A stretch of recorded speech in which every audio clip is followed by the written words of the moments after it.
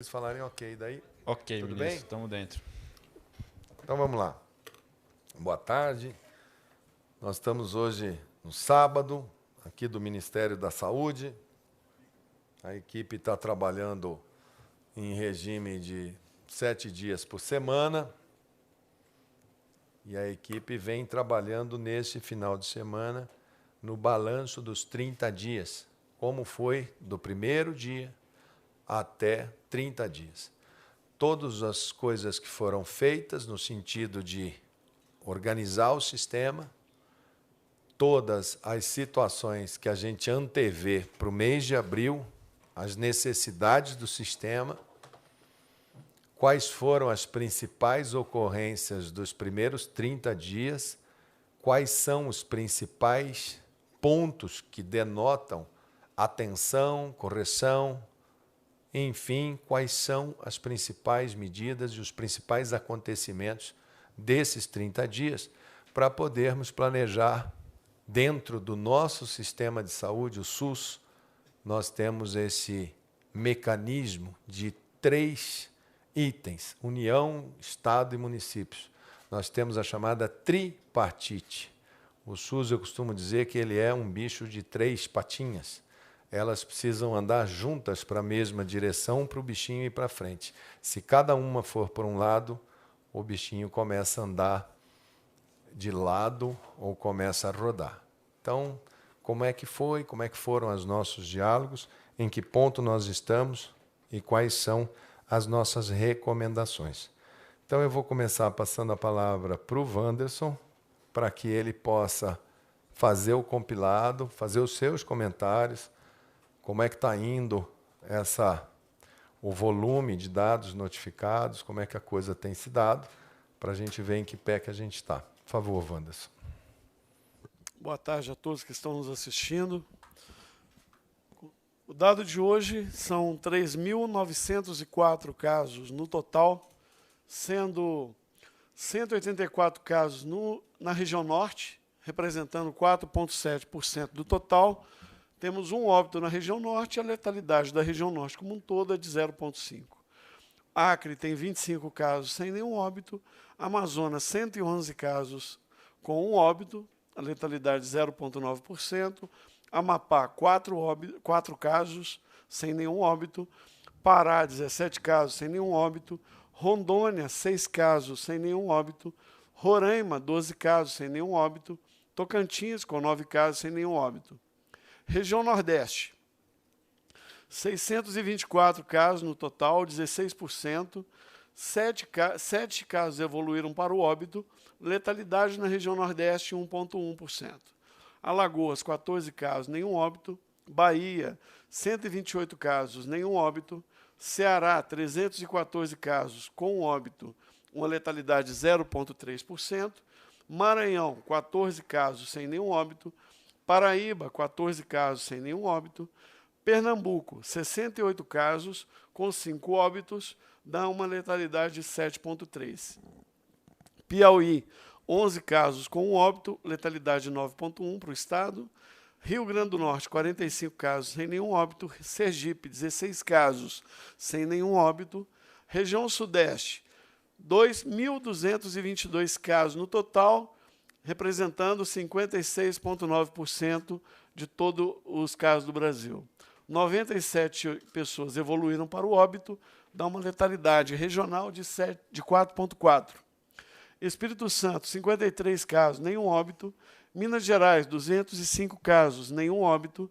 Rio de Janeiro, 558 casos, com 13 óbitos registrados, 2,3% de letalidade. São Paulo tem 1.406 casos, 84 óbitos, uma letalidade de 6%. Centro-Oeste, 360 casos, 9,2% do total, um óbito, 0,3%, a taxa de letalidade no Centro-Oeste. Distrito Federal, 260 casos, nenhum óbito. Goiás, 56 casos, um óbito, a letalidade de 1,8%. Mato Grosso do Sul, 31 casos, nenhum óbito. Mato Grosso, 13 casos, nenhum óbito. Região Sul, 514 casos, 13,2% do total, 5 óbitos, letalidade 1% regional. Paraná, 113 casos, 2 óbitos, 1,5% de letalidade.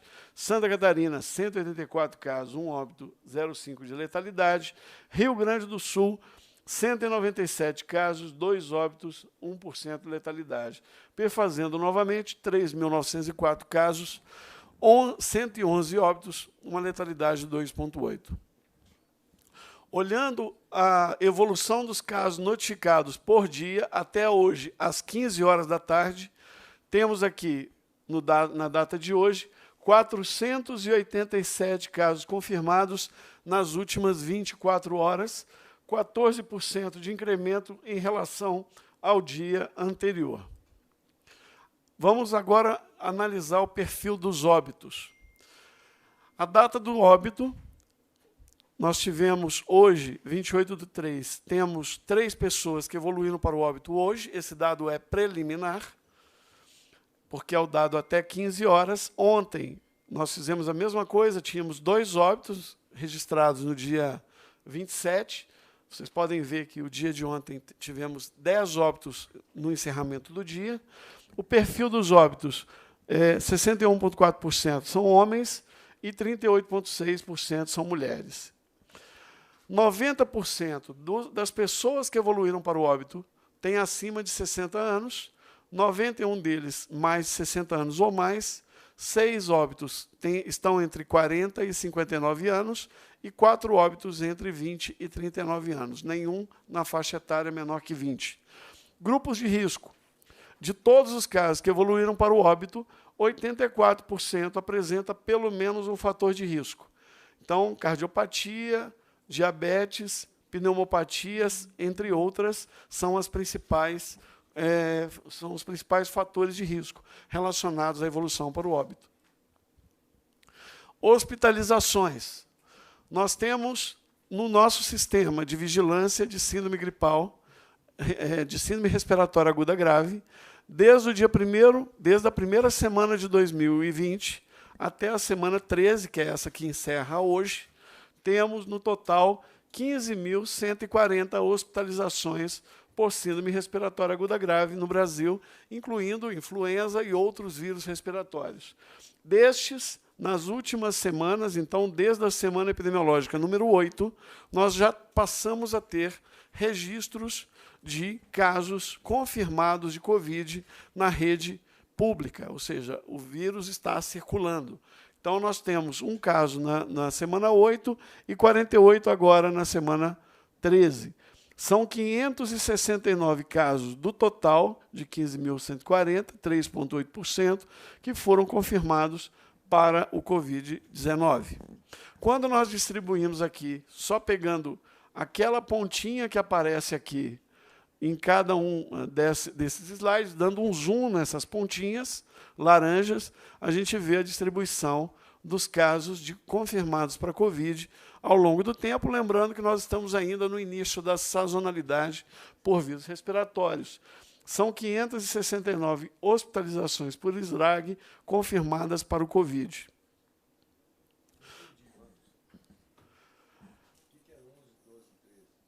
Aqui são as semanas epidemiológicas. Então, a partir da semana epidemiológica 8, aqui, então, a semana epidemiológica é um padrão internacional de monitoramento. Então, todos os... Para que a gente possa... É porque o dado está incompleto. Hoje fecha. Até hoje à noite. Até hoje à noite. Então, dado preliminar. Então, a semana preliminar é a data de início dos sintomas.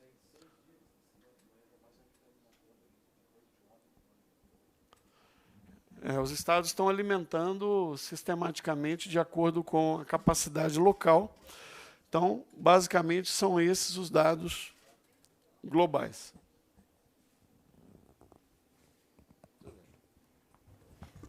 Aqui nós estamos tudo no protocolo de segurança. Passo meu celular e pego um papel ali para... Aliás, falar nisso, aqui no Ministério da Saúde está todo mundo se cuidando. A gente tem distanciamento, a gente tem regra, porque a gente não quer... aqui dentro, nós mesmos, então todo mundo está sentado, está distante, e achei muito interessante Teve um jornalista famoso que comeu uma barriga. Ele colocou que eu tinha testado positivo. Saiu todo mundo, né? Foi uma beleza. Então, cuidado, principalmente jornalista que já tem muito tempo de janelas, fiquem tranquilos. Se eu testar positivo, eu faço o meu teste de vez em quando aqui, para saber. Não tenho nem anticorpo ainda, Carmen. Sou completamente suscetível a ter. Não tenho nenhum anticorpo à situação. Então, assim que eu tiver, se eu testar positivo, pode ter certeza que eu vou vir aqui. Volto a repetir. Tudo que for, mesmo as notícias mais duras, elas serão dadas aqui por mim. Se eu testar positivo, eu não vou deixar. Aí você vai assumir. Aí ele não vai deixar eu vir aqui, eu vou ter que fazer um vídeo. Tá bom, já está tudo no protocolo. Vou passar a palavra agora um pouco para o Gabardo, para ele fazer a consideração dele aí de como que está a questão de logística, leitos de UTI, EPIs, que isso é sempre uma preocupação de todo mundo, para depois eu fazer as considerações gerais. Por favor, Gabardo. Bem, ministro, nós estamos hoje em continuidade, aí, durante toda a semana, com mais de 40 caminhões circulando pelo país, entregando equipamentos de proteção individual. Vários voos estão sendo ocupados quase que totalmente na área de carga para fazer a entrega de vacinas, fazer a entrega de equipamentos de proteção individual, principalmente máscaras, e equipamentos de UTI. O Hospital de Clínicas de Porto Alegre ontem já anunciou, já mostrou, inclusive, registros fotográficos dos leitos de UTI que foram adquiridos com recursos que o Ministério da Saúde, juntamente com o Ministério da Educação, transferiu ao Hospital de Clínicas, que é o Hospital do MEC. Então, é uma área nova, um hospital que está para ser inaugurado aí pela metade do ano, vai ser antecipada a inauguração do Hospital de Clínicas de Porto Alegre, e, de acordo com o novo plano de ação lá do município de Porto Alegre, ele deve ficar exclusivamente para o atendimento, toda a ala nova, um hospital novo, vai ficar exclusivamente para o atendimento de coronavírus. Os outros estados todos ou já receberam ou, nesse momento, estão com os leitos de UTI sendo instalados. Com isso, a gente completa, então, nessa semana, nós completamos a instalação dos 540 leitos que tinham sido prometidos no primeiro momento, e, a partir de agora, nós vamos colocar ventiladores e respiradores, mais monitores cardíacos, na medida da necessidade, conforme a evolução da doença e conforme for a necessidade dos equipamentos, nós vamos disponibilizar esses respiradores e ventiladores. Eu não sei se o Anderson vai apresentar os dados de capacidade instalada de leitos hoje, nós vamos apresentar hoje, se vai fazer algum comentário, porque aí a gente já teria algumas coisas a mais para fazer. Então, fica para o próximo a apresentação dos leitos, né? Isso. Então, é isso, ministro. Em relação aos equipamentos, é isso. Nós estamos com uma licitação para a aquisição de mais 200 milhões de máscaras.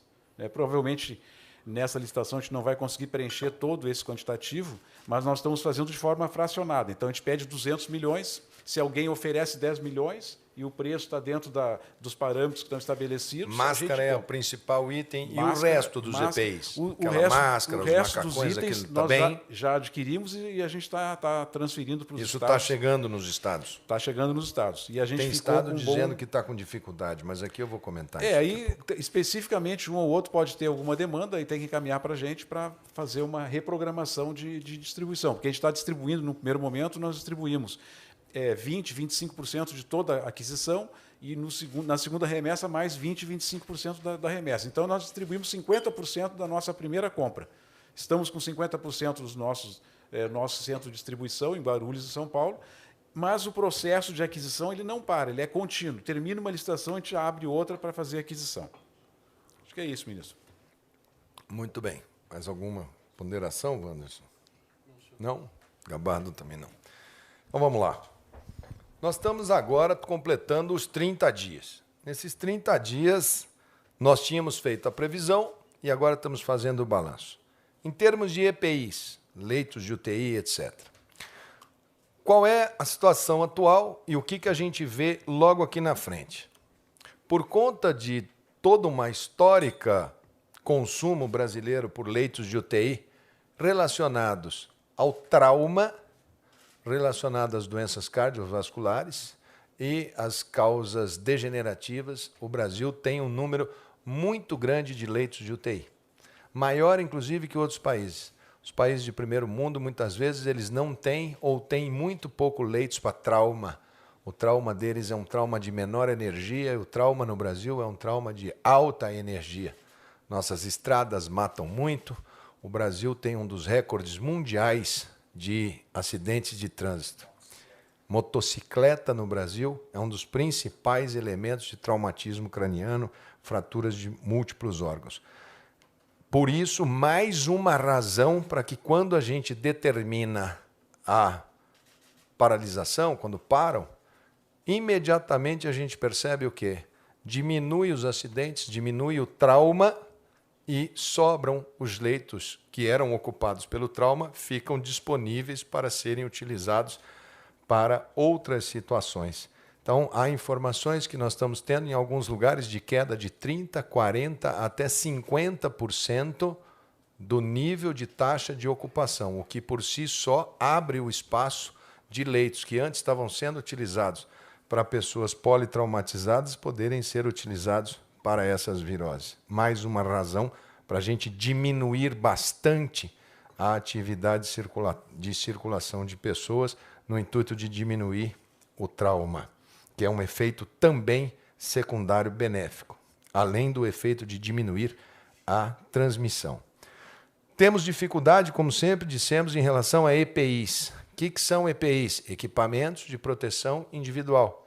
São os equipamentos que os médicos, enfermeiros, principalmente esses profissionais de saúde, quando mostram essas imagens dos médicos, enfermeiros nos hospitais, com aquelas roupas que parecem terem saído de algum filme de ficção, com aquela grade, enfim, para proteção, elas são, hoje, o grande objeto de consumo do mundo. Nós conseguimos comprar um pouco, a China havia fechado completamente o seu país, não deixava sair nada lá de dentro, voltou a abrir a produção a questão de uma semana, 10 dias, o mundo inteiro pedindo, fazendo requisição de produção, o Brasil também pedindo. Então, nesse primeiro momento, a gente segura, porque se nós temos uma quantidade que precisa ser alocada nesses hospitais, primeiro a gente segura. Por que se segura? Máscaras, esses equipamentos e EPIs. Porque se deixar aberto, começa uma competição tão grande entre estados, municípios, empresas privadas, todos começam sistematicamente a predar um ao outro. Começa a haver aquela sensação de que se eu não for mais ousado, se eu não for mais duro que o outro, eu não consigo ter o material. Teve casos de pessoas entrando falando, não, você vendeu isso ontem para fulano por 10, toma aqui o dinheiro, paga a multa por você não entregar, que hoje eu te pago 20. Teve o mesmo equipamento vendido 2, 3 vezes. Estava acontecendo esse tipo de situação quando nós falamos, vamos regular o mercado médico hospitalar de alguns itens. A partir do momento desta compra, que é a compra grande que nós vamos fazer agora em relação à China, que é essa reabertura deles para comércio, e está muito difícil comprar e está muito difícil tirar de lá para voar para cá. Tem muitas situações que a gente vai ter que contratar aviões para abastecer, tem uma fila enorme para poder embarcar, para poder sair de lá para chegar aqui. Mais uma razão para a gente ficar em casa, parado, até que a gente consiga colocar os equipamentos na mão dos profissionais que precisam. Porque se a gente sair andando todo mundo de uma vez, vai faltar para o rico, para o pobre, para o dono da empresa, para o dono do botequim, para o dono de todo mundo. Então nós precisamos ter racionalidade e não nos mover por impulso nesse momento. Nós vamos nos mover, como eu disse desde o princípio, vamos nos mover pela ciência e pela parte técnica, com planejamento, pensando em todos os cenários. Quando a gente fala de colapso, ou de sobrecarga, ou de sobreuso no sistema, a gente está falando disso. Não só de sobrecarga na saúde, mas, por exemplo, na logística. Nós atravessamos essa semana passada com praticamente metade das capitais brasileiras sem voos. Como que chega material lá? Me ligam alguns governadores e falam, não chegou o lote de vacina. Sai de caminhão. Leva 5 dias. Ah, mas eu posso mandar um jatinho. Não é assim que funciona. Precisa se montar um sistema de logística. O ministro Tarcísio está trabalhando para recompor uma grande logística nacional, aonde for possível fazer voo com as companhias brasileiras, muitas vezes reorganizando regras, inclusive regras de comércio, de concorrência, para fazer um pool de empresas, para voar para determinado lugar, onde nós, Ministério da Saúde, solicitamos que todas as capitais brasileiras tenham pelo menos um voo, num horário estabelecido diariamente. Se não tiver passageiro, que vá o material necessário para aquela cidade. Não dá para a gente trabalhar, ainda não dá para você falar, libera todo mundo para sair, porque nós não estamos tendo condição nem de chegar com o equipamento just in time como a gente precisa. E aí eu volto a repetir. Muitas vezes aqueles têm muito, hoje está cheio de professor de epidemiologia, está cheio de fazedores de conta, de cálculos. Prestem atenção. Esta epidemia é totalmente diferente da H1N1. Eu tenho colegas, eu fui gestor e também enfrentei essa epidemia de H1N1, também tomei providências, mas havia uma diferença enorme. Havia um medicamento que todo mundo tinha na mão. Existe uma diferença enorme, porque aquela H1N1 daquela época existia uma perspectiva de vacina, porque era da classe da influenza. Não há receita de bolo. Quem raciocinar pensando nesta aqui foi assim, vai errar feio. Essa não é assim. Essa causou não uma letalidade para o indivíduo. Não é esse o nosso problema. Nem daqueles que falam assim, ah, essa doença vai matar só 5 mil, só 10 mil. Não é essa a conta. A conta é, esse vírus ele ataca o sistema de saúde e ataca o sistema da sociedade como um todo. Ele ataca a logística, ele ataca a educação, ele ataca a economia, ele ataca uma série de estruturas no mundo.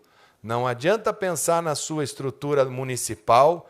Ah, eu preciso... Teve aí um prefeito em Cotia. Ele entrou, falou, já que a fábrica é aqui no meu município, eu pegar uma liminar. E teve um juiz que deu a liminar. O senhor está errado também de ter dado essa liminar. Para que ele entrasse lá dentro e retirasse 30 respiradores da fábrica. É inadmissível, porque em Cotia pode ser necessário 5, 10, 15, mas pode ser que aqui do lado, no Rio de Janeiro, seja precisando de, desesperadamente, de 1 ou 2. Não pensem que vocês vão, todo o Brasil vai colocar em toda a cidade brasileira um enorme CTI, porque não existe nem sequer pessoas suficientes para operar CTIs onde não existe essa expertise. Não é porque o indivíduo é médico, eu sou médico e eu não consigo tocar uma CTI. Eu preciso de colegas com experiência em CTI em pacientes críticos. Os CTIstas eles andam na linha estreita entre a vida e a morte. Eles avaliam aquele paciente e são eles que interpretam milhares de gráficos e indicadores. Não adianta curioso ali. Ali não é uma coisa assim, faça-se o médico. O gerenciamento de recursos humanos é o que mais os gestores devem pensar e quebrar a sua cabeça nesse momento. Porque, como o Brasil paga maus salários para trabalhar fixo num lugar, a enfermagem brasileira, os médicos brasileiros, eles trabalham de manhã num hospital da cidade, de tarde em outro hospital e de noite no outro hospital. E se este indivíduo que trabalha em 3 hospitais adoece, se esse médico adoece, cai a escala do plantão dos 3 hospitais ao mesmo tempo. E você começa a improvisar para poder tocar o serviço. Então, como organizar essa força de trabalho? Porque no início, como ninguém tem imunidade e eles trabalham ali na ponta, por mais que eu tenha os equipamentos de proteção individual, sempre você tem contaminação. Isso é vírus que a gente está falando. A gente não está falando de bactéria, que é uma coisa passível, mais fácil de enfrentar. Vírus, ele é muito difícil de você fazer contenção, mesmo com os equipamentos todo à mão. Como vocês viram ali na tábua de obituário, maioria dos óbitos de 60 anos para cima. Quer dizer que são todos? Não. Pessoas jovens fazem quadros, poucos óbitos, fazem quadros respiratórios, tem um tempo de evolução, ela é uma gripe muito mais arrastada, talvez com menos sinais de gripe, mas ela vai 5 dias, 7 dias, 10 dias, ela cansa o indivíduo, todos eles relatam muito cansaço, até que você vai devagarinho ficando livre dela. A grande maioria atravessa assim, e atravessa bem. Volto a repetir, nós temos pacientes com cardiopatia. O que quer dizer cardiopatia? Doença prévia do coração. Aí o indivíduo tem a doença, o coração não aguenta, eles já são de idade, a pessoa acaba falecendo por problema de coração, mas é o vírus que está por trás induzindo. Diabetes é uma doença crônica, os diabéticos têm problema de imunidade, os diabéticos precisam ficar muito bem controladinhos nesse momento agora, porque o diabetes é uma condição que ela dificulta muito a resposta imunológica do indivíduo. Pneumopatia, aquele nome enorme ali, tuberculose, doenças pulmonares crônicas, enfisema pulmonar, são doenças que todos no Brasil conhecem, porque nós somos, infelizmente, principalmente cidades que têm muitas comunidades e favelas, que têm um índice enorme de tuberculose. Eu sou coordenador mundial de um programa de tuberculose, por conta de nós sermos um dos países com maior número de tuberculose no mundo. Nós temos, já abordei a questão da logística, leitos de UTI, nós temos um cálculo que nós estamos discutindo com os estados. Esse cálculo é baseado no que eu tenho de informação.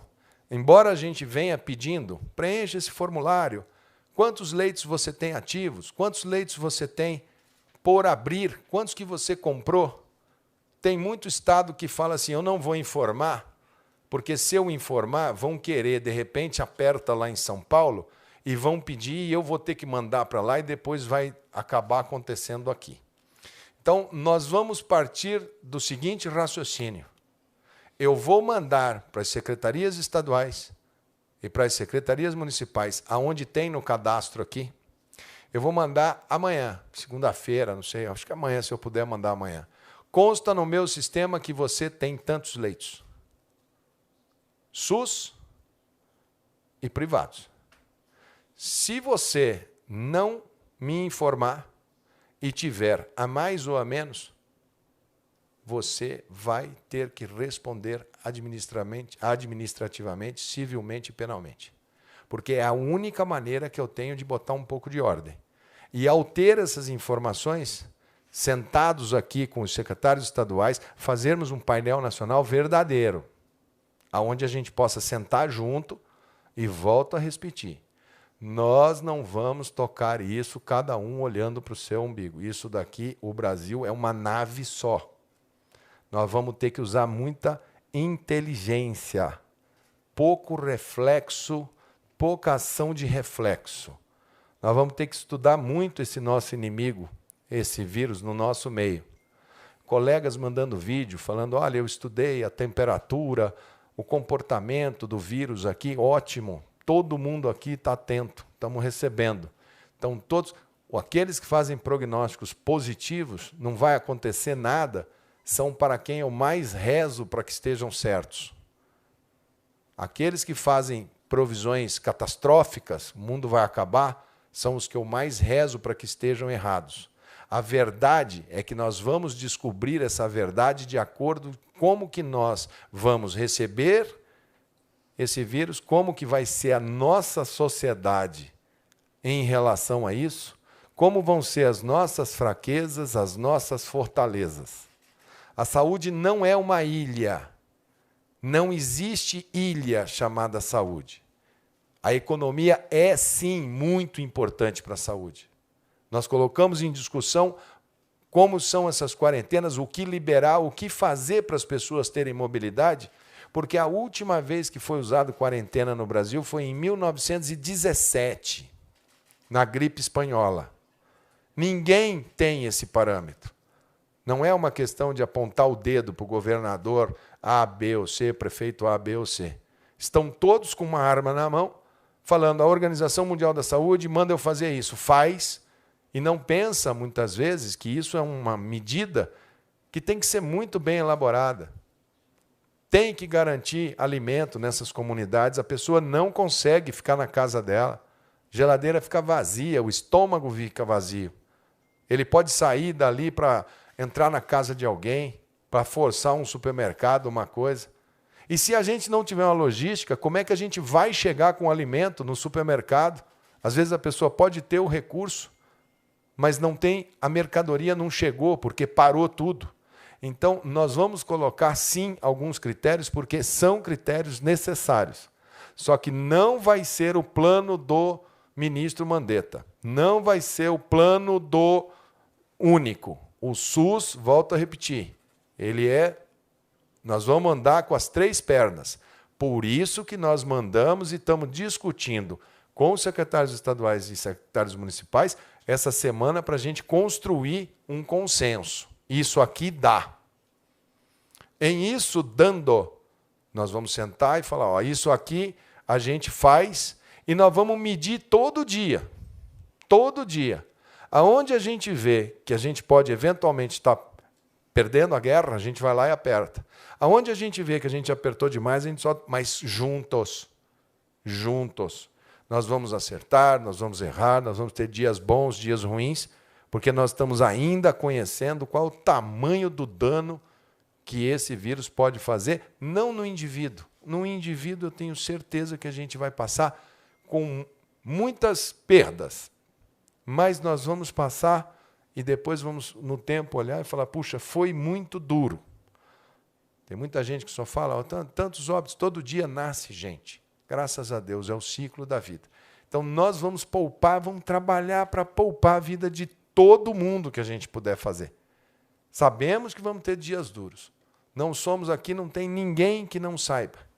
Sei que hoje, essa semana, ficou todo mundo, mas e o ministro? O ministro sai, o ministro não sai. Volto a repetir.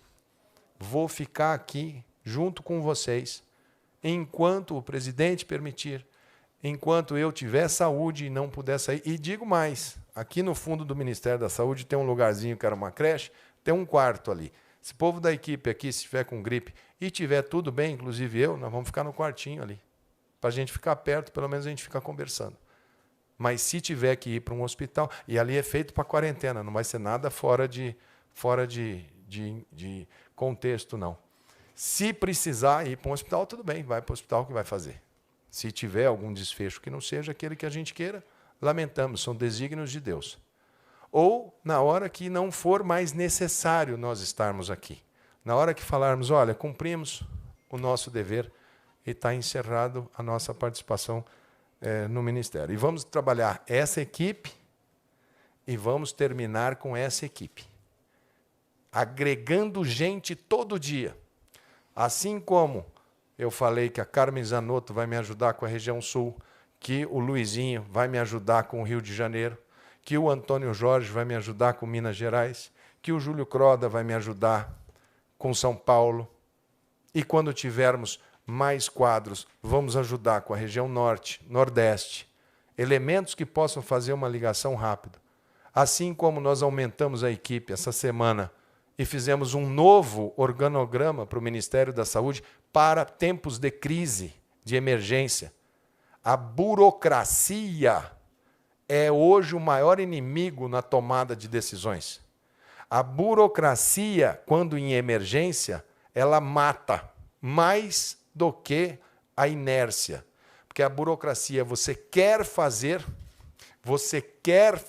o ato e você não pode, porque você passa do limite que a lei te autoriza. Eu não sei como os órgãos de controle vão ver isso no final. Já me falaram que, ok, faça tudo que for necessário, mas pode ter certeza, principalmente aqueles que querem desgastar a equipe, que é mais uma parte da doença. Olha, ele comprou uma máscara por R$2, que absurdo, porque vai passar o tempo. Daqui a 6 meses, por isso que essa gravação é boa, ela fica guardada. Vai acontecer de chegar lá na frente e falarem, olha que absurdo aqui. Isso vai ter que ser visto por quem de direito, porque realmente nós estamos numa situação de total atipia. Aqui eu agradeço, porque para ter a performance de iniciativa privada necessária para esse momento, eu pedi para que grandes grupos nossos privados atuassem lá na China. A Vale do Rio Doce, que é uma empresa que tem atividades em todo o mundo, conseguiu iniciar, segunda-feira chega o primeiro lote de testes, chamados testes rápidos, que o Wanderson vai parametrizar. Aviso, não é para todo mundo. Ele tem critérios de utilização. Não pense que você vai ter um teste que você faz e fala, eu estou bem, eu já tenho um certificado aqui, eu vou para frente. Não é para isso. Vai ter que entender e vai ter que fazer bom uso. Senão vai fazer igual a vacina. Teve estado que chegou, eu falei, vacine o idoso e o profissional de saúde. Me ligou, em 2 horas acabou a vacina. Vacinou todo mundo, vacinou criança, vacinou adulto. Vai ter problema. Então, nós vamos começar a chegar num total e nós vamos gradativamente testar.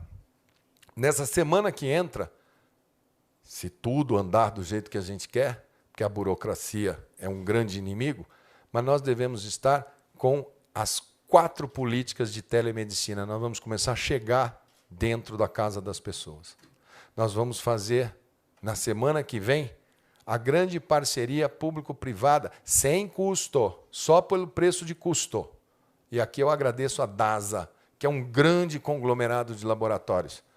Eles têm logística em todos os estados, eles colhem o sangue em todos os estados e levam para uma central em São Paulo, processam aquele exame e eles colocam de volta nos computadores da ponta. Esse vai ser a primeira grande parceria com um conjunto de máquinas que nós estamos pegando do poder público, colocando junto, tem máquina que é do Ministério da Agricultura, máquina que está lá na Fiocruz, máquina que está lá na... Aonde? Polícia Federal, que são máquinas que podem ajudar. Nós vamos juntar isso tudo num grande centro, vamos usar essa logística deles no Brasil inteiro, vamos fazer o sistema drive-thru para fazer a PCR-RT, que é aquela do SWAB.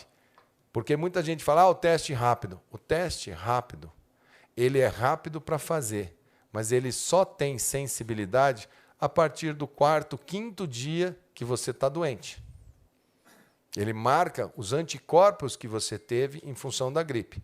É muito rápido de ser feito, mas ele não tem valor preditivo. Eu vou fazer hoje porque eu não sei, eu encontrei uma pessoa, será que eu estou amanhã com esse gripe? Será que eu estou depois da manhã? Estou no primeiro dia que eu estou com suor frio, estou com uma febre. Será que é? Pode dar o falso negativo. E a pessoa achar que não está, e ao achar que não está, ela construir um raciocínio. Este teste rápido, vocês vão ver, porque o Wanderson vai explicar de A a Z. A gente usa muito para saber quando que uma pessoa pode sair do trabalho e voltar para o trabalho. Isso, para quem vai ter um grande problema com os trabalhadores de saúde, isso é de uma importância ímpar.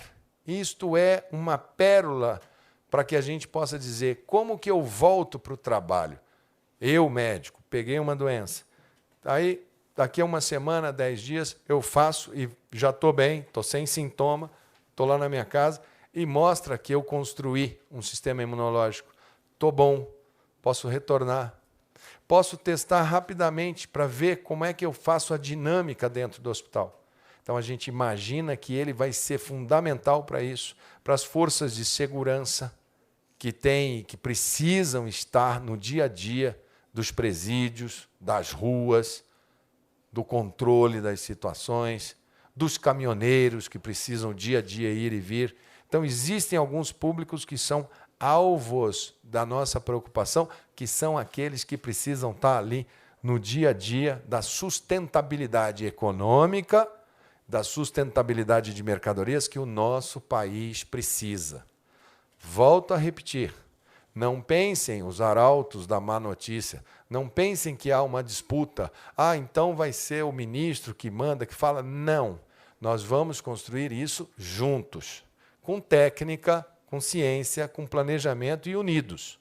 Assim é que nós vamos poder fazer um trabalho para diminuir o tamanho de estresse que a gente vai fazer. Além da Vale do Rio Doce, que está ajudando nesse processo, eu também pedi ajuda e está ajudando também para trazer mais uma carga. Eu pedi para o nosso sistema bancário, que tem conexões na China e no mundo inteiro, o Bradesco, o Itaú e o Santander. Isso não tem problema nenhum, gente, eu falar aqui. Porque é assim que o mundo está fazendo, usando o que você tem de mais ágil e que possa ter capilaridade, que possa sentar numa mesa, que tenha essa agilidade que o poder público não tem. Que o poder público possa se utilizar dessas possibilidades. Né? Então, isso daqui é uma coisa muito importante.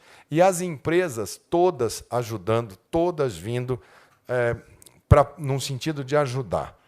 A questão da máscara, nós temos o TNT, que é o tecido não tecido. Hoje eu já vou mandar para as grandes confecções brasileiras, aquelas que puderem ajudar, as Riachuelo, as Alpargatas, enfim, quem puder ajudar, os grupos de costureira, qual é o padrão do tecido? É uma máscara super simples de ser feita, tanto ela pode usar a borrachinha atrás da orelha, como pode usar a de amarrar, mas a de borrachinha é mais fácil de tirar, porque essa nós vamos usar principalmente, descartável também, mas vamos usar principalmente para as pessoas que ela é só uma barreira mecânica. Vamos usar para força de segurança, vamos usar para fator externo, vamos usar para motorista de ônibus, vamos usar para aqueles que estão no entorno, porque aquelas que fica para centro cirúrgico, que fica para EPI, que é para aquele profissional, se tem pouca, aquelas nós vamos deixar para quem está ali naquele local de profundo estresse. Muita gente no hospital vai poder usar essa, vai poder usar a máscara de plástico que tem de frente, que a gente já tem em boa quantidade e agora a gente começa a liberar. Então, o plano de quarentena, não existe quarentena vertical, não existe quarentena horizontal, não existe nada. Existe necessidades de arbitrar num determinado tempo qual é o grau de retenção que uma sociedade deve fazer. O lockdown, que é a parada absoluta total, ela pode vir a ser necessária em algum momento, em alguma cidade. O que não existe é um lockdown, um fechamento de todo o território nacional ao mesmo tempo desarticulado. Isso é um desastre que vai causar muito problema para nós da saúde. Então agora nós vamos ter que, junto com os governadores, a quem eu faço aqui um apelo, não façam atitudes intempestivas de entrar com ações e entrar numa fábrica de máscara e pegar todas as máscaras para si. Agora é preciso coordenar a ação nacional. Se for dessa maneira de quem pode mais chora menos, nós vamos ter um problema que talvez todos possamos chorar. Então precisa sentar e precisa organizar. A saúde tem os seus mecanismos. Nós temos o sistema de pacto e vamos fazer muita coisa com os representantes aqui, porque emergência é emergência e precisamos de agilidade. Vamos fazer muita coisa de referêndum, depois falo, porque tem que decidir na hora, e eu preciso de gente que tenha que decidir na hora, mas decidir olhando o quadro inteiro. Se for cada um olhar para o seu umbigo, vai ficar muito difícil e nós vamos poder ter muitos problemas para poder organizar um país tão complexo como esse. Nós temos gente, temos capacidade, temos o diagnóstico, temos números, basta que nós façamos tudo juntos. Não sei, cloroquina não é panaceia, não é o remédio que veio para salvar a humanidade, ainda. Estamos na pista, tem várias pistas hoje sendo seguidas, várias. Cloroquina é uma. O estudo é um estudo ainda incipiente. Está sendo feito mundo afora. O que fez o Ministério da Saúde? Falou, pesquisa Vai ter um grupo que vai pesquisar, que vai fazer o cálculo, que vai responder no tempo. Esse grupo faz pesquisa. Agora, todos os outros hospitais do Brasil podem usar da maneira como vocês entendem que deva ser usado. Temos o medicamento, o Brasil tem cloroquina, foi dito aqui, o secretário Denizar já fez, já tem quantos miligramas que é, de quantas em quantas horas que é, para os pacientes graves. Por que não abre para o cara que está com a gripe no primeiro dia? Porque esse medicamento, se tomado, ele pode dar arritmia cardíaca, ele pode paralisar a função do fígado. Então, se sairmos com a caixa na mão falando pode tomar, nós podemos ter mais mortes por mau uso de medicamento do que pela própria virose. Então, não façam isso. Esse medicamento ele tem a sua indicação para lúpus, para artrite reumatoide e para malária. Claramente colocado ali. Normalmente as pessoas olham com muita atenção. Parece que está tendo melhora. Eu tenho conversei com o Fábio Jatene, tenho conversado direto com o pessoal que está há mais tempo no Brasil cuidando. Essa doença entrou pela elite do Brasil, elite econômica. Aqui em Brasília, os casos são quase todos aqui no plano piloto e no Lago Sul. Não chegou na Samambaia, não chegou na periferia do sistema. Como no Rio de Janeiro, a Barra da Tijuca, o Leblon, ainda não chegou, está começando a entrar nas comunidades. O tempo que a gente tem para preparar melhor possível é agora. Nós precisamos, agora minuto vale hora. E os secretários estaduais de saúde e municipais de saúde sabem do que eu estou falando. Eu não quero ter que vir aqui para falar assim, olha, o problema é esse, tantos números para cá, porque senão nós vamos fazer uma discussão que é estéril. Mas nós estamos trabalhando no intuito de tem que regularizar equipamentos de proteção individual. Tem que regularizar. Porque se a gente entrar sem ter a proteção para os médicos, enfermeiros, fisioterapeutas, nós vamos rapidamente perder a força de trabalho, e perdendo a força de trabalho, nós teremos muita dificuldade, porque podemos ter o equipamento, mas não vamos ter quem use, não vamos ter quem sabe usar. Agora vai ter que poupar o sistema de saúde. Agora não é hora de sobrecarregar o sistema de saúde, seja em nome do que for. Agora é hora de aguardar, vamos ver como essa semana vai se comportar, e nós vamos ter nessa semana a discussão dentro da saúde para achar os parâmetros. Aqueles que tomaram medidas de acordo com a sua localidade, sem o parâmetro, usou o parâmetro próprio, utiliza o seu parâmetro, que nós vamos construir um consenso para nós podermos andar. Fazer movimento assimétrico de efeito manada agora, nós vamos daqui a 2 semanas, 3 semanas, os mesmos que falam, vamos fazer uma carreata de apoio, os mesmos que fizerem vão ser os mesmos que vão estar em casa. Não é hora agora. Não sei como que a gente vai organizar, porque nenhum país passou por isso. A epidemia nossa de gripe.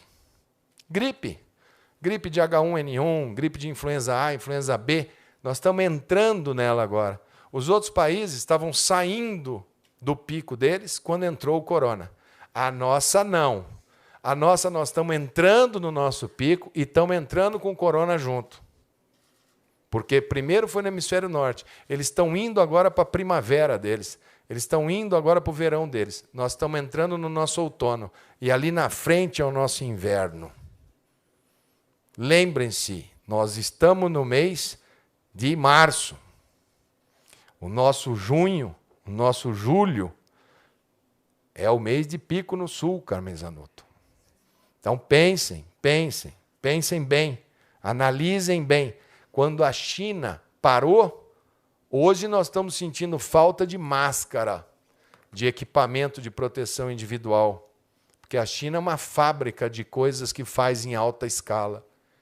Essa semana a Índia mandou parar 1 bilhão e 300 milhões de pessoas em quarentena. Lockdown.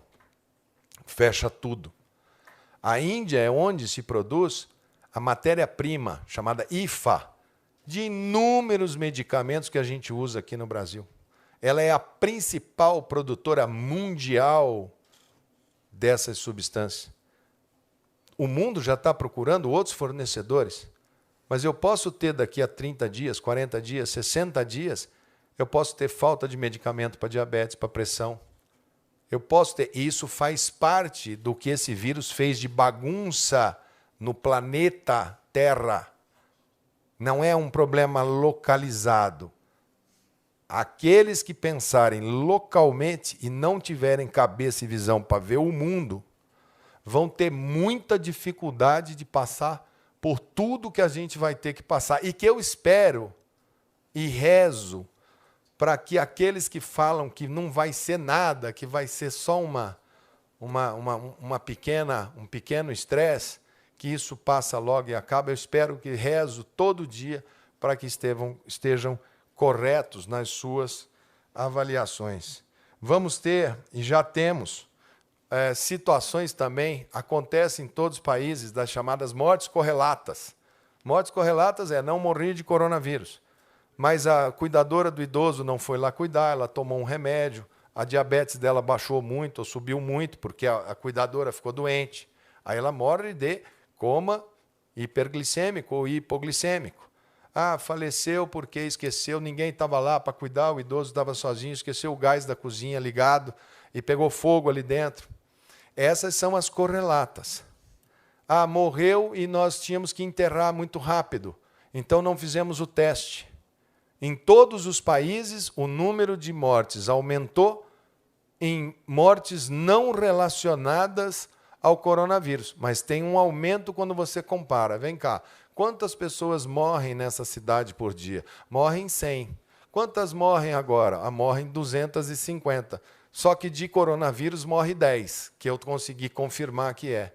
Ah, mas teve esse aumento aqui. Isso acontece. E isso muitas vezes acontece dificuldade para o próprio serviço funerário, que precisa e já foi disciplinado, já está aqui, o Wanderson já colocou na página do Ministério como que é que tem que proceder, porque se começar a ter muito, não tem como ficar esperando, não tem como fazer velório. Tem movimentos no mundo que é eu quero o meu direito de me despedir do meu ente, porque às vezes não tem condição. A Espanha, essa semana, não tinha esse preparo, né? Teve que manter corpos lá numa pista de gelo. Isso faz parte da quantidade de problemas que podem ocorrer nessa história. Podemos e vamos fazer as coisas com o máximo de segurança. Acredito que hoje a gente conseguiu, com muito diálogo, a gente conseguiu achar uma unidade. A saúde tem condição de, junto com a economia, compatibilizar um país de tantos contrastes, com tanta dificuldade, com as comunidades superlotadas, com as favelas, com os presídios superlotados. Conseguimos hoje criar uma unidade de que nós da saúde queremos que essa sociedade funcione, mas que nós da saúde temos a responsabilidade de tomar as medidas, recomendar e, quando as recomendações não forem, procurar outros meios de se fazer as determinações que sejam necessárias. Aqueles que têm todo o direito, todas as concepções de todos os planos, que fazem leituras, que são especialistas, colaborem com o Ministério da Saúde.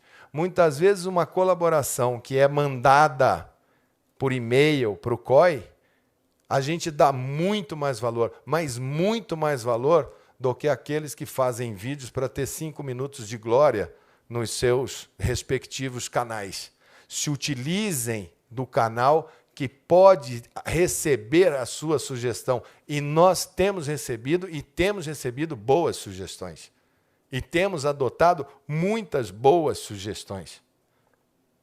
Outro dia eu vi, nós vamos fazer esse respirador, aí bota 10 maquininhas, olha aqui que legal, fica submeta. Eu não posso colocar uma maquininha dessa, não é igual você falar assim, eu tenho 6 pressurizador de pneu de carro aqui que dá para colocar, é só fazer aqui que fica bom. É preciso testar. Nós estamos falando de vida e nós vamos pautar por ciência e nós vamos adotar as medidas por critérios científicos. e planejamento. Não adianta. Agora nós temos que ter planejamento, calma, frieza. Nós temos condições, sim. Nosso sistema tem coisas fortes, estruturas fortes. Nós temos aqui divergências. O Gabardo acha que estamos muito bem, que o número de leitos está jóia, que estamos bem, de UTI. O Wanderson e o outro time do lado de lá acham que tem que ter mais leito. Eu fico no meio entre eles, procuro tomar as minhas decisões de falar compre mais, ou tá bom do jeito que está. Sabemos que temos leitos comprados que vão chegar em 1 semana, outros vão chegar em 15 dias, então tem que cronometrar.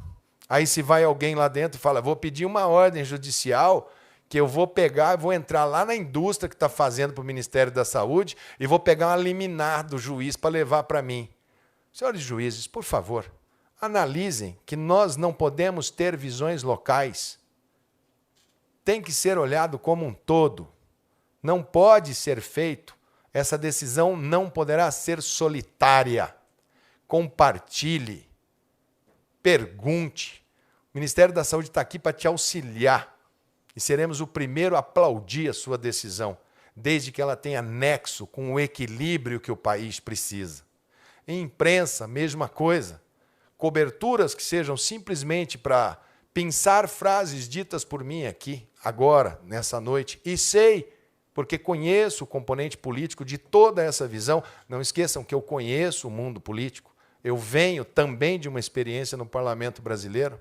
Conheço o mundo da administração municipal da minha cidade, já enfrentei epidemias. Conheço o mundo da gestão privada de sistema de saúde, já fui gestor de unidades privadas de plano de saúde. Conheço sistemas hospitalares, já fui gestor de hospital também. Conheço a medicina pura e aplicada. Conheço princípios filosóficos hipocráticos que aprendi com meu pai. Perguntem quem é Hélio Mandetta em Mato Grosso do Sul, que vocês vão saber. Ética, disciplina e foco. E eu estou nessa cartilha. Eu estou com os cabeça branca da medicina brasileira no meu ouvido. Liguei para o Davi Wipe essa semana, primeiro para desejar a reabilitação, mas fiz para ele uns 5 deveres de casa e desejo que ele esteja muito bem. Mas eu quero saber do que está acontecendo aqui, ali, tiro dúvidas, falo com o Fábio, falo com o pessoal do Rio, falo com o pessoal da Alemanha. Estamos fazendo o melhor que a gente pode fazer. Agora é hora de unir todo mundo. Nós temos dificuldade, sim. Teremos dias difíceis, sim. Todos os números são transparentes. O que vocês precisarem saber em relação ao que está acontecendo aqui, a gente vai colocando. Agora, as coisas mudam de hora em hora, de dia a dia, de semana em semana. Pode ser que nessa semana a gente tenha uma grande notícia, uma grande andada, uma grande sacada. Nós estamos aí com muita gente trabalhando no campo, muita gente testando, muita gente querendo certeza. Os primeiros que querem dar uma boa notícia para essa nação são aqueles que estão na bancada, que estão observando. Enquanto isso, deixemos que as pessoas, mesmo que tragam um pouco de estresse, um pouco de dificuldade agora, mas deixemos que os governadores, prefeitos, nós, governo federal, façamos o máximo possível para preparar esse sistema para um estresse muito grande que está ali na frente. Eu acho que se a gente for nesse caminho, todos juntos, sem exceção, eu acho que a gente tem uma boa chance de atravessar bem esse momento tão importante para a saúde pública, tão importante para os nossos municípios, para os nossos estados, tão importante para o Brasil e tão importante para o mundo.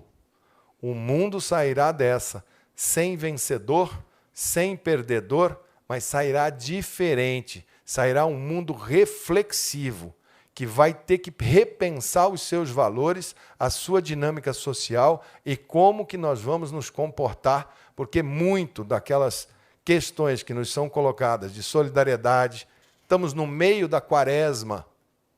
Senhores cristãos, aqueles que têm como dever bíblico preservar a vida, estamos na quaresma, momento de jejum e refletir todos. fazermos o melhor que possamos fazer para esse momento. Não temos todas as respostas. Podemos ser acusados no final de termos sobredimensionado, podemos ser acusados no final de termos subdimensionado. Sabemos todos nós aqui da nossa responsabilidade, sabemos que seremos provavelmente taxados de incompetentes, ou disso ou daquilo, por causa do número de casos de fatalidade. Sabemos da nossa responsabilidade, não corremos dela, vamos ficar aqui juntos. O Sistema Único de Saúde, o Sistema de Saúde Complementar, os médicos, enfermeiros, fisioterapeutas, preparem, tenham garra, nós contamos com vocês. Eu sou parte desta família. Pedimos à sociedade que comporte-se, que prevaleja a primeira lei, a lei do bom senso. Discutam as dificuldades que o mundo está tendo. Não simplesmente olhem a matéria. Desliguem um pouco a televisão. Às vezes ela é tóxica demais. A quantidade de informação e os meios de comunicação são sórdidos porque eles só vendem se a matéria for ruim. Senão ninguém compra o jornal. Nunca você vai ter um jornal falando assim, uma pessoa estava sorrindo hoje na rua. Nunca você vai ver, a felicidade está reinando aqui em tal lugar. Isso não vende. Só vende a manchete, um óbito, morreu um óbito de jovem. Isso vende. Então, às vezes, desliga isso um pouco. Reúne a sua família e conversa. Dialogue. Veja quais são os valores. Acalmem, baixem a bola. E vamos junto, que juntos a gente vai sair dessa. Eu agradeço muito a parceria da Organização Pan-Americana de Saúde, que está aqui comigo, a Socorro Gross.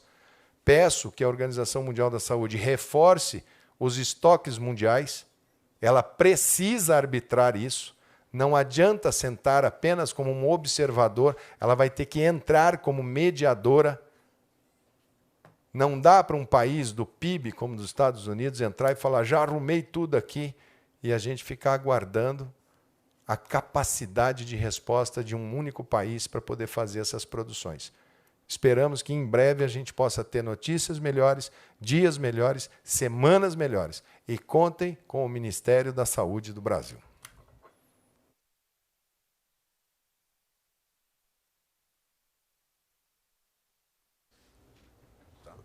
Olha aí, o Ministério Público Federal, lá em relação à Cotia, como é que foi a história lá? O prefeito... Mas o prefeito tinha uma ordem federal, tinha um juiz federal. Aí o Ministério Público Federal conseguiu entrar lá dentro, suspender a ordem do juiz federal e devolveram os equipamentos. Então, que os equipamentos possam chegar aonde eles possam ser mais úteis. Espero que a gente tenha tranquilizado todos vocês. Vamos trabalhar. Essa semana a gente encerra, começa amanhã, domingo, com um trabalho aqui no Ministério da Saúde e vamos ver se a gente consegue fazer um plano mínimo que compatibilize saúde e economia. Esse é o nosso trabalho de final de semana, junto com a equipe econômica. Como ir, como voltar, o que funciona, o que é essencial, o que pode rodar a economia. O presidente está certíssimo quando ele fala a crise econômica vai matar as pessoas não aguentarão a fome. Está certíssimo e nós somos 100% engajados em achar a solução junto com a equipe da economia. Eu acho que a gente tem uma fórmula já trabalhada, eu coloquei ela em discussão, nós estamos discutindo com os secretários, vamos aumentar, vamos melhorar e acho que precisa de um grande pacto em torno dela para que a gente possa sair do outro lado. Alguma coisa a acrescentar, Wanderson, Gabardo? Então é isso aí. Aquele enorme...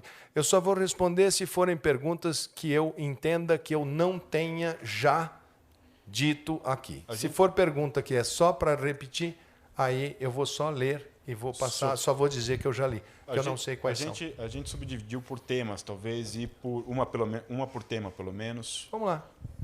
Se ela for repetida, se quiser deixar o Gabardo e o Wanderson para responder, também pode. Vamos lá. Isso. Após medidas divulgadas, Alexandre Madruga, do Sulacap News. Após as medidas divulgadas hoje pelo Ministério da Saúde, há um planejamento para ações em conjunto, alinhando todas as secretarias para seguir medidas de isolamento? Sim, há. Nós estamos com o planejamento exatamente sendo agora discutido com o CONAS e o CONASEMS. Iniciamos essa discussão. Só teremos esse plano de como fazer e vamos associar. O Brasil já fez tanta coisa, gente, mas tanta coisa. Já aprovamos lei no Congresso, já tem o dinheiro para pagar para os trabalhadores informais, 40 bilhões para a microempresa, dinheiro para os estados, alongamento de dívida. Está tudo feito. Está faltando pouco para a gente acertar o sistema. Nós estamos com tudo engatilhado. Essa semana deve ser a semana que todo mundo vai falar assim, pronto, pronto, pronto, pronto. Vamos ver se a gente trabalha essa semana. Não gosto de botar prazo. Quem põe prazo fica escravo do dia. Mas eu quero trabalhar muito com a economia, para sugerir, levar para o presidente, falar, presidente, vamos trabalhar, que eu acho que do dia 6, dia 7, a gente já começa a ver alguns setores, algumas luzes que a gente vai soltando e vamos medindo, e vamos medindo. Por enquanto, vamos com os planos que foram feitos municipais. O Renato Onofre, da Folha. Circulou os secretários estaduais um plano distribuído pelo Ministério. Já falei sobre isso. É isso. Isso aí está sendo discutido. Escolas e universidades no país pelo mês de abril. Exatamente. O porquê que a gente coloca em discussão? Porque tem que ter uma certa unidade. São calendários, são importantes. Por que se suspende aulas? Se todas as crianças e os jovens, como vocês viram aqui, eles não... Se têm a doença, são portadores assintomáticos ou são sintomas leves? Por que a gente os tira da aula? Que é muitas vezes o que falam, deixa as crianças e os adolescentes irem para a aula. É porque eles, como são assintomáticos, ao voltarem, eles não sabem.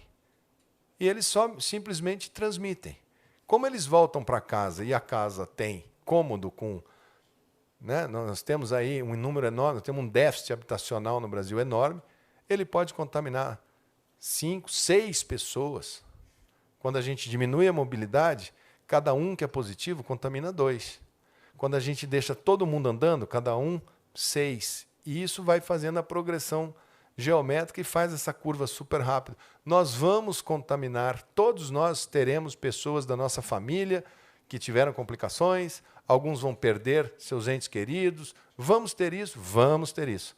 O problema é em que intervalo de tempo que isso vai acontecer. E isso acontece todos os anos com os outros vírus, só que eles já têm seu comportamento. As pessoas já esperam, falam, nossa, a minha vozinha está bem fraquinha, se ela tiver uma gripe, ela está um passarinho. Esse é o problema, nós temos muitos passarinhos que a gente quer muito bem e que podem chegar todos doentinhos ao mesmo tempo. Gostaria se há mudança de isolamento social. Prefeito, mesma coisa, estamos trabalhando com eles para ver se a gente consegue colocar para os prefeitos. Não é culpa dos prefeitos, porque eles viram e eles são responsáveis e é a saúde do povo deles. E principalmente prefeitos que viram, eu vi o prefeito de Campo Grande, da minha cidade, o Marquinhos Trade, colocar de uma maneira muito clara. Se entrou primeiro pelas pessoas que têm plano de saúde, que têm casa com 4 cômodos, 6 cômodos, que moram 3 pessoas na casa, que têm condição de fazer um isolamento, e que foram nos hospitais particulares, e que foram atendidos no momento que não tem estresse de leitos. E a preocupação dele, justa e correta, era se eu deixar a movimentação social contínua, eu não estou preparado ainda para, na hora que chegar lá no Zé Pereira, a hora que chegar lá na periferia, e a periferia do sistema sobrecarregar em bloco o sistema de saúde dele. Ele ainda está organizando o sistema dele de saúde. Em breve, ele precisa ter, bom, estou ok, estou organizado. Então, usa esses indicadores, porque colocou para fechar, agora não sabe como é que libera. Todo o comércio está falando, eu quero abrir, eu quero abrir, eu quero abrir. Calma, porque nós vamos ter que fazer isso, uma regrinha para vocês saberem. Tá, então eu vou abrir assim, eu faço o teste do funcionário. O restaurante que tinha 100 mesas, agora vamos fazer com 50. Tem que marcar, não pode ter fila de espera, não pode ter buffet, ficar aquela banda de gente com um prato na mão, um atrás do outro. Então, algumas coisas que nós vamos ter que colocar para serem pontos de referência, para não falar que está tratando assim ou assado. Vamos trabalhar isso bem bacana. A outra pergunta do Valteno Oliveira. Nós não recomendamos nada de suspensão de aula. Nós simplesmente estamos falando assim, o que é que vocês querem fazer? Por que não fazem todos juntos? Com o Ministério, várias manifestações para colocar o fim na quarentena. O Ministério concorda ou recomenda a não realização desses atos? A gente recomenda a não realização desses atos. Podem falar sobre documentos que os técnicos mandaram para a Secretaria? Já falei várias vezes, nós estamos em início de discussão. Essa semana nós vamos ainda trabalhar. E isso já foi para lá, já veio para cá. É normal para nós do sistema de saúde, tá? Não tem nada estranho para nós. A gente manda, fala, discutam, devolvam, vai, discuta, devolve, vem, vai. Só que a gente faz isso no momento normal. A gente faz isso com 1 mês de antecedência e faz uma reunião por mês aqui em Brasília, que chama Comissão Intergestores Tripartite, CIT. Aí a gente pactua tudo, fala, então tá, vai esse dinheirinho para cá, vai fazer esse hospital aqui, ali é que a gente decide. Agora nós temos que fazer isso praticamente online. Por isso que o CONASEM está sempre aqui, que é o Conselho Nacional de Secretários Municipais, o presidente está bem ali, ó. Me olhando ali o Williams, né? O Mauro, que é o secretário executivo, o CONAS, cujo presidente é o secretário lá do Pará, o senhor Beltrame, né? Que são os elos. Eu tenho que combinar com os dois, aí esse aqui fala com os secretários de 27 estados e o CONASEMS fala com os prefeitos dos 5.000 municípios. Se a posição não for igual, o sistema bate cabeça, começa a perguntar, mas vem cá, então é normal, isto é normal, né? Teve jornal que deu isso daí achando assim, Ministério recomenda. Não, eu sempre falo, tenham setoristas de saúde, que tendo o setorista, com certeza ele vai falar, não, peraí, isso aqui é normal no sistema. Assim que nós tivermos consenso, a gente vai falar, ok, então vamos falar a mesma língua, que é para Mato Grosso não tomar uma decisão, Rio de Janeiro, outro, São Paulo, outro, Espírito Santo, outro, um fecha tudo, um abre tudo. Calma, nós temos que ter um critério, até porque a população tem que se preparar, o empresário tem que se preparar, a assistência social tem que se preparar, a Cruz Vermelha tem que se preparar, as igrejas têm que se preparar, as universidades têm que se preparar, todo mundo tem que se preparar, inclusive a imprensa para fazer a cobertura, que seja uma cobertura proativa, que ajude nesse momento. A imprensa, para apontar erro aqui, erro ali, ela só vai trazer mais estresse e seja proativa. Ah, mas você está dizendo que a gente não denuncie? Denuncie. Ótimo, não tem problema nenhum. Mas procure mostrar e falar, estamos trabalhando, estamos indo, vamos tentar. Esse problema acontece, puxa para cá. Tem dia que vai ser bom, tem dia que vai ser ruim. Quando era prevista a chegada da epidemia ao Brasil, falávamos que não saberíamos qual o comportamento dela em nosso território. Passados esses dias, o comportamento do Brasil está sendo similar a algum outro país? Qual seria? Olha, a gente fez agora o balanço de 30 dias, né? Acho que o Wanderson é quem mais pode responder isso daí, porque ele está fazendo comparação mundial, né, Wanderson? É difícil, por exemplo, a gente comparar Brasil com Itália. Comparar Lé com Cré. Nossos números de idosos, 14%. Itália, quase 30% de idoso. Idoso, eu estou falando de 60 anos para cima, né? Aí depois a segunda faixa etária, a Itália vai lá para cima e o Brasil tem muito jovem. Então nós temos, aqui tem uma vantagem para nós. Europa e China, extremamente tabagista, extremamente fumante. Quer dizer, pulmão deles, bem mais baleado. O SUS tem 20 anos de luta antitabagista. Lembra da figurinha? Para de fumar. Esse aqui causa impotência. Ministério da Saúde adverte. Aquilo era uma advertência. Quem seguiu aquela advertência agora está bem mais confortável do que países que não fizeram isso. Então, vantagem nossa. Então, eu pedi para comparar países com o mesmo padrão. E você está fazendo, você fez aquele quadro, né?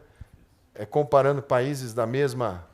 Para a gente ver fatores. Nós né? comparamos países com populações similares e características similares. E a gente vem observando que o padrão no Brasil ele segue uma tendência mundial baseado na característica climática de circulação de vírus respiratórios. Não tem ainda nada muito fora do padrão, tanto que o Sistema Único de Saúde está absorvendo os casos e as internações decorrentes do vírus. Obviamente, estamos no pé de uma montanha ou de um grande monte, de um grande Everest, e a gente quer escalar uma montanha. Para isso, hoje eu vi uma coisa muito interessante, ministro. Maurício de Souza fez o Cascão lavar as mãos. Então, até o Cascão está lavando as mãos. Muito bem, obrigado, Maurício de Souza. Só você para fazer o Cascão aprender que tem que lavar as mãos agora. Você não sabe quanto eu fico feliz. Era um dos mais vorazes leitores da Turma da Mônica, era eu na minha infância. Então, enfim, é isso aí. Todo mundo pode ajudar. Se o Maurício de Souza fez o Cascão lavar as mãos, acho que todo mundo pode fazer. O seu filho, ou o seu pai, ou o seu tio, ou o seu amigo mais rebelde, entender que tem que lavar as mãos, entender que nós precisamos ficar um pouco em casa para a gente poder organizar o sistema. Ministro, eu acho que as perguntas aqui agora estão todas muito repetidas. Eu vou deixar basicamente aqui para o Gabardo e para o Wanderson, se eles querem responder mais alguma coisa, porque agora aqui eu estou vendo que é basicamente a maioria das perguntas eu já falei como que é a minha visão do problema. Então, se tiver alguma coisa que seja mais específica, Gabardo e Wanderson dão esse segmento. Obrigado.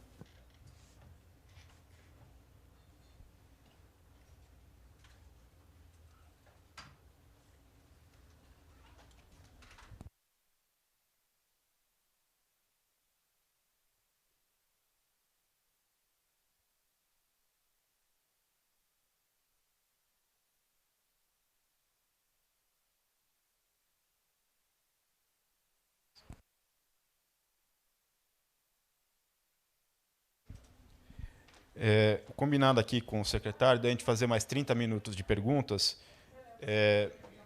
Gustavo, sobe lá na pergunta do Metrópolis, eu vou juntar algumas perguntas. Mais.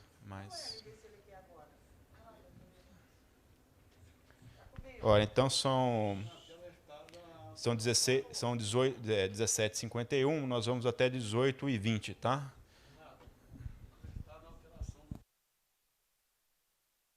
Eu já expliquei no grupo, mas o Ceará ele nos alterou a notificação. Serão mais 4 casos que nós vamos inserir de óbitos no Ceará, e nós vamos alterar a tabela e disponibilizar para o grupo de jornalistas. Só corrigindo, mais 3 óbitos. Isso. Tinha 1 mais 3. Ao total, 4. Com isso, ficamos 3.904 casos, 114 óbitos, 2,9% de letalidade. É uma correção que a Secretaria de Saúde do Estado do Ceará nos enviou e nós já fizemos o ajuste aqui na nossa base. Eu vou juntar 3 perguntas, se me permitem. Portal Metrópolis pergunta se o contágio está seguindo uma velocidade segura, capaz de achatar a curva de crescimento. O antagonista nos pergunta sobre um estudo do Imperial College, divulgado nesta quinta-feira, que projeta para o Brasil 44 mil mortes e 44 mil mortes. E Marco Grilo, do Globo, se a gente tem projeções para os próximos 30 a 60 dias, né, de casos infectados.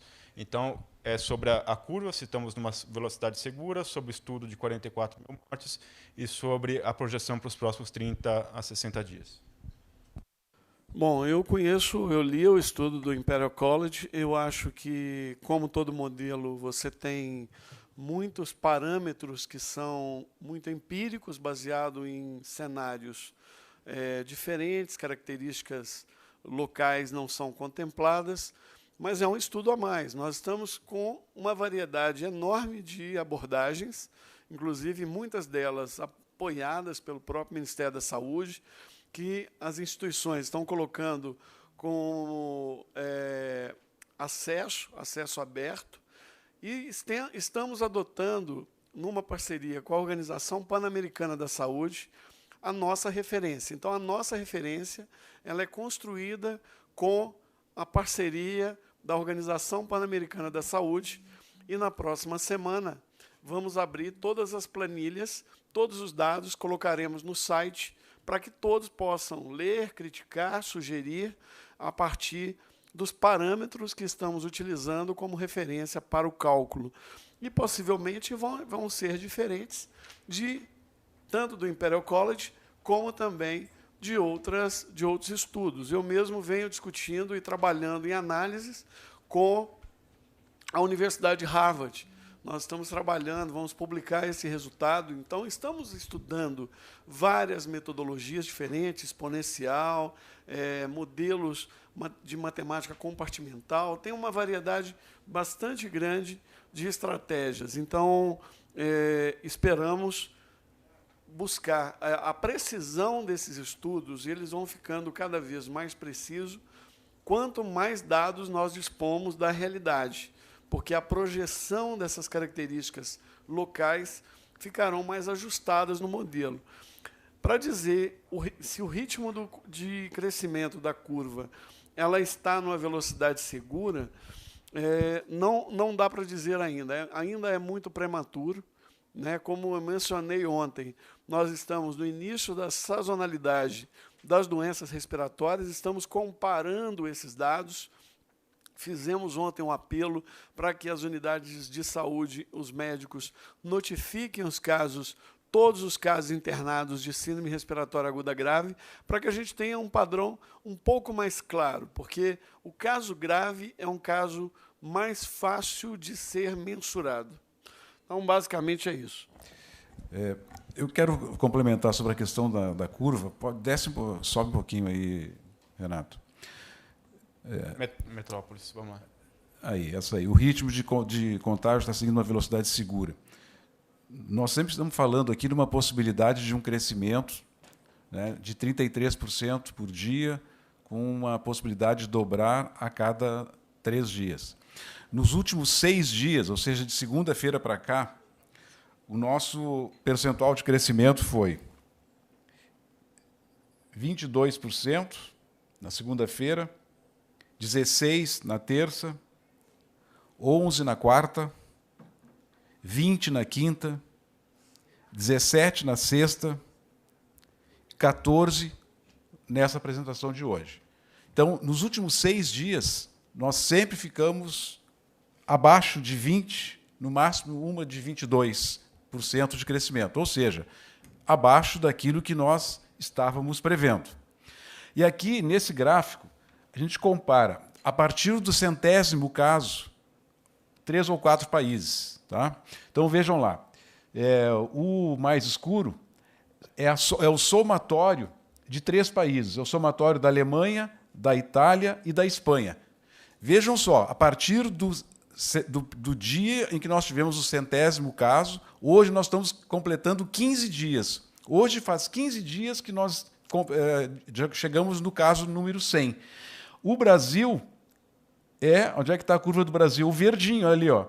Olha o nosso crescimento em 15 dias, comparem com os 3 países individualmente, o amarelinho, que é a Alemanha, o verde, que é a Itália, o vermelho, que é a Espanha, e compare com o somatório dos 3. Por que o somatório dos 3? Porque a população da Itália, mais a Espanha, mais a Alemanha, ela fica muito parecida com a população do Brasil, mais ou menos 200 milhões de habitantes. Então, o Brasil, com 200 milhões de habitantes, a partir do dia que nós tivemos o caso número 100, tem este comportamento nessa linha verde. E o somatório dos outros 3 países de primeiro mundo, Alemanha, Espanha e Itália, tem aquele comportamento com a curva mais grossa. Eu acho que isso responde à pergunta que foi feita.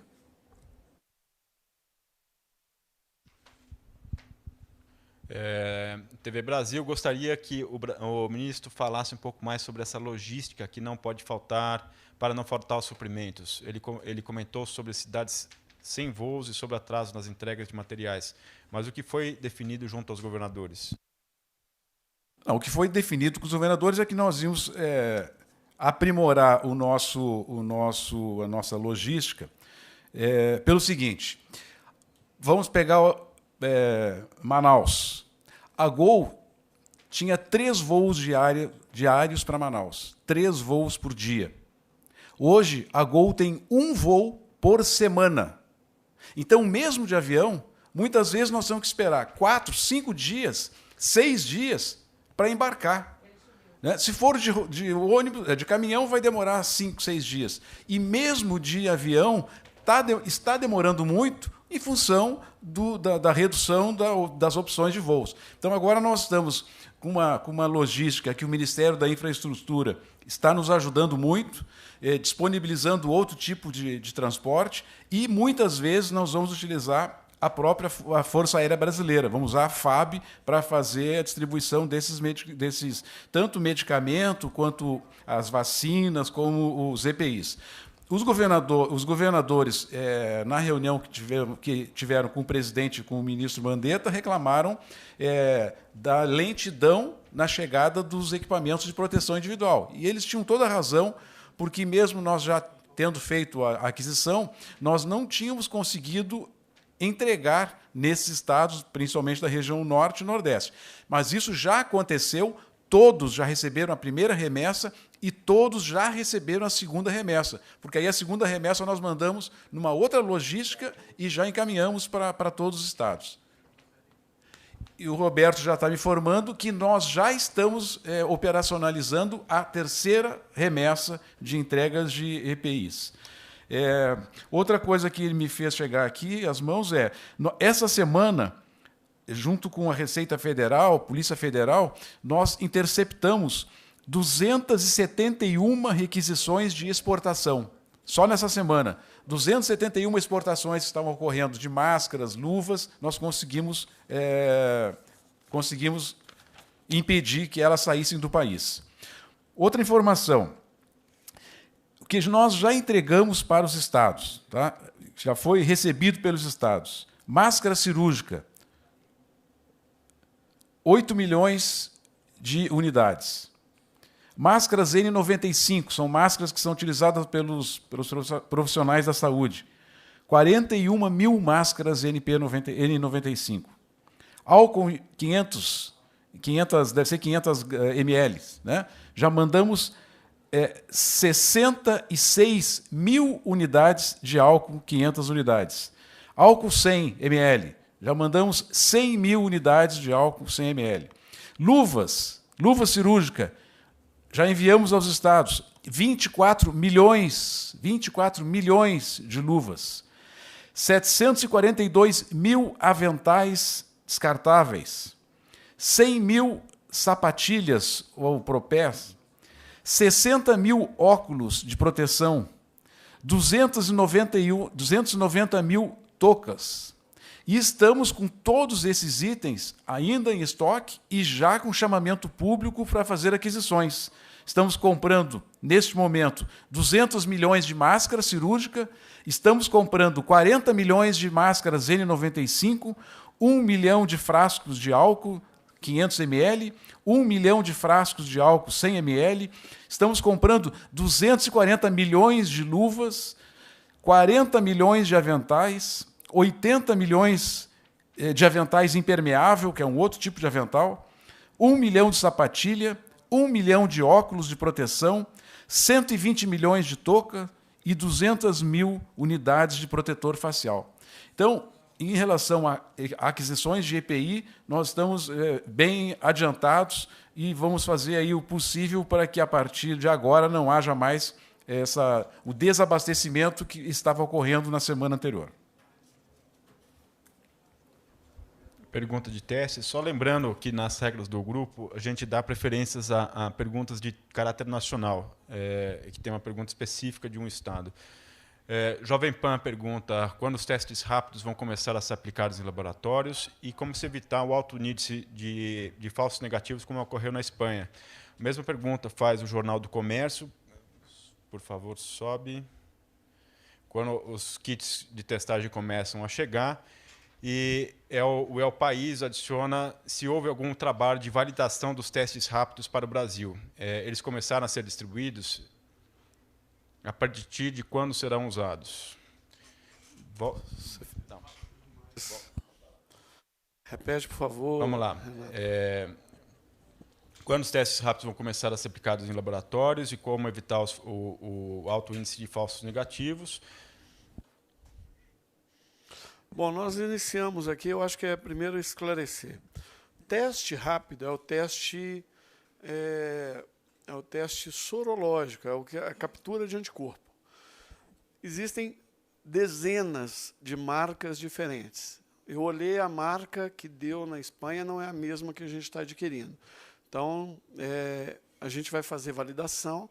Fizemos já inicialmente de algumas marcas, a Anvisa já aprovou algumas marcas, está também analisando outras marcas. Então, nós estamos acompanhando, monitorando o que há no mercado. É importante ressaltar que esses testes rápidos ainda não estão validados pela Organização Mundial da Saúde. Eles estão sendo testados no mundo inteiro, vários países fazendo avaliações, porque uma coisa é o que o fabricante fala que tem. Ele testa em uma amostra pequena e, muitas vezes, a validade é interna, ou seja, aquele resultado ele se expressa muito bem para aquelas características daquela população que foi testada.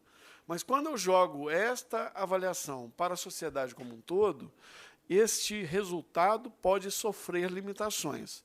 Por esse motivo, estamos trabalhando com profissionais de saúde numa primeira etapa, porque são profissionais que entendem, que sabem descrever melhor o que sentem, o momento em que iniciaram sintomas, e a gente pode, simultaneamente, auxiliar na tomada de decisão do retorno do profissional com a maior brevidade possível para o serviço, como também validar.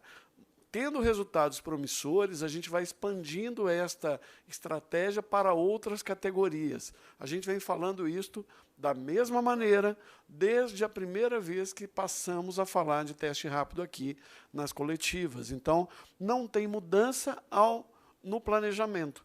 Nós estamos dando seguimento e esperamos adquirir esses testes, receber esses testes já a partir dessa semana, um volume razoável para podermos iniciar. Tem uma outra característica que se mistura muito, que é o teste RT-PCR, que também é um teste rápido, ele é feito em tempo real, porém ele é feito em bancada, usando máquinas. E esses testes, nessa semana, iniciaremos a parceria com a rede DASA, com os equipamentos que estão para chegar de empresas, como o ministro mencionou, Bradesco, Itaú, Santander, para que a gente possa ampliar a capacidade e iniciarmos, ainda até o final dessa semana, com a estratégia piloto dos postos de coletas volante. Estamos trabalhando para que isso inicie o mais rapidamente possível. Isso vai auxiliar, juntamente com as demais estratégias que nós estamos estudando, escrevendo, discutindo. E aqui eu faço a menção a todos os secretários estaduais e secretários municipais que estão contribuindo com sugestões para aprimoramento dessas medidas. Nós estamos fazendo isso já há pelo menos 2 semanas, discutindo como que a gente pode fazer com que os profissionais de saúde que ficaram em casa em decorrência das mudanças de critério, para que eles possam voltar com segurança para o serviço de saúde, para prestar e reforçar as equipes. Então, é fundamental esse trabalho. E aqui eu agradeço o presidente Williams e o presidente Beltrame pelo apoio e pelas contribuições de todos os secretários. Eu recebi contribuições de todos eles e estamos alinhadíssimos. Estamos trabalhando em prol do Sistema Único de Saúde. Havia outros. Então, a pergunta de quando começa a ser testado seria essas semanas. É isso, secretário? Essa semana, assim que nós chegarmos, nós já vamos distribuir, já tem uma grade de distribuição pronta, então nós vamos distribuir isso para os serviços de atenção primária. Então, nós vamos começar com profissionais de saúde, de acordo com o planejamento discutido com o secretário Erno, com a Secretaria de Atenção Primária. Então, eu creio que até o final desta semana já teremos o teste para poder tirar foto e visualizar a metodologia.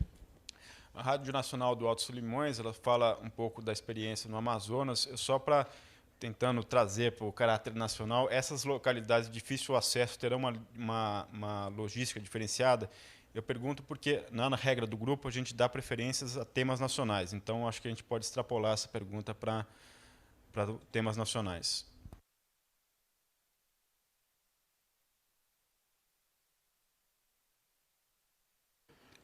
Logística de testes. De testes em locais de difícil acesso, como áreas ribeirinhas. Então, por esse motivo, nós estamos fazendo essa parceria com a rede DASA, porque ela tem uma rede capilarizada, para vocês terem ideia. Tem muitas empresas do interior do Amazonas que fazem os testes, eles realizam em São Paulo, tem uma capacidade logística muito grande, e integrado com a Fundação Oswaldo Cruz, com os laboratórios centrais, a gente vai ampliar essa capacidade. Hoje, nós já temos estratégias com os laboratórios centrais, então, na região amazônica, já existem fluxos pré-definidos de coleta. O que nós estamos fazendo é intensificar esses fluxos. Lembrando que, inicialmente, a estratégia ela começa em grandes centros, porque a aglomeração ela é grande. Então, a gente sai desses grandes centros, regiões metropolitanas, regiões e municípios com mais de 500 mil habitantes, e gradativamente vamos expandindo essas estratégias para os municípios de menor densidade populacional. Tem medicamentos. O Jota gostaria de saber se o governo tem tentado algum tipo de negociação diplomática para facilitar a importação de insumos para a fabricação dos medicamentos testados para tratar a Covid-19, cloroquina e hidroxicloroquina. Se sim, com quais países? Olha, a produção ela é nacional. A cloroquina ela é realizada aqui no Brasil, já mencionamos ontem. A hidroxicloroquina ela é de produção em laboratórios privados, né? E os insumos, até que me constam, eles não estão... nós temos um estoque só no Brasil de 1.800.000 tratamentos de cloroquina no nosso estoque. Então, nós temos condições agora de suprir o mercado, a necessidade nacional, que vai dar tempo para o suprimento e a regularização de outros setores. Lembrando que a hidroxicloroquina ela é vendida em farmácias, ela é vendida para o tratamento de lúpus eritematoso. Já a cloroquina, ela não é vendida em farmácia, ela é produzida pelos laboratórios governamentais e é distribuída de acordo com programas de saúde pública para tratamento da malária. E esse processo não foi alterado. Record TV, como está a fabricação e distribuição da hidroxicloroquina? Quais os hospitais autorizados para a aplicação do protocolo? O Ministério da Saúde já tem uma avaliação sobre a evolução dos pacientes? O medicamento é injetável? O Dr. Marcos Vinícius Lacerda, do Instituto de Medicina Tropical do Amazonas, Fundação de Medicina Tropical do Amazonas, está concluindo, junto com o Dr. Júlio Croda, nós estamos trabalhando neste material e vamos passar essas instruções muito em breve, alinhados com aquilo que o Dr. Denizar já apresentou. A Fundação de Medicina Tropical do Amazonas é a instituição brasileira mais renomada, com maior capacidade para instruir o uso adequado deste medicamento, uma vez que o volume de casos que eles recebem a partir dos casos de malária na região amazônica lhes confere uma capacidade muito grande de saber com mais detalhamento quais são as características clínicas, as situações, as reações adversas. Então, nós estamos trabalhando nisso e vamos informar a sociedade ainda em breve.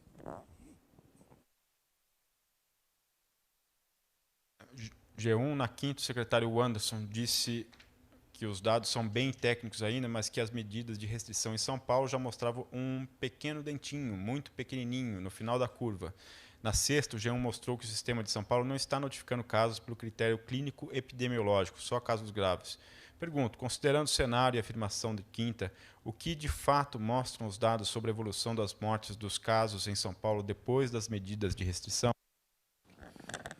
Olha, esse dado ele está em processamento. Quem me informou, quem me passou essa análise foi o doutor e professor da Universidade de São Paulo, Marcelo Buratini.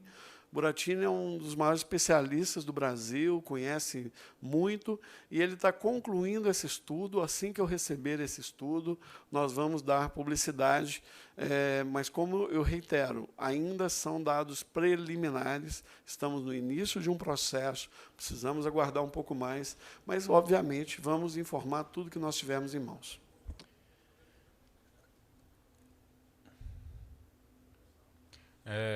TV Globo, vocês têm dados atualizados sobre o número de infectados geral pelo Covid-19 por faixa etária, não só de casos graves?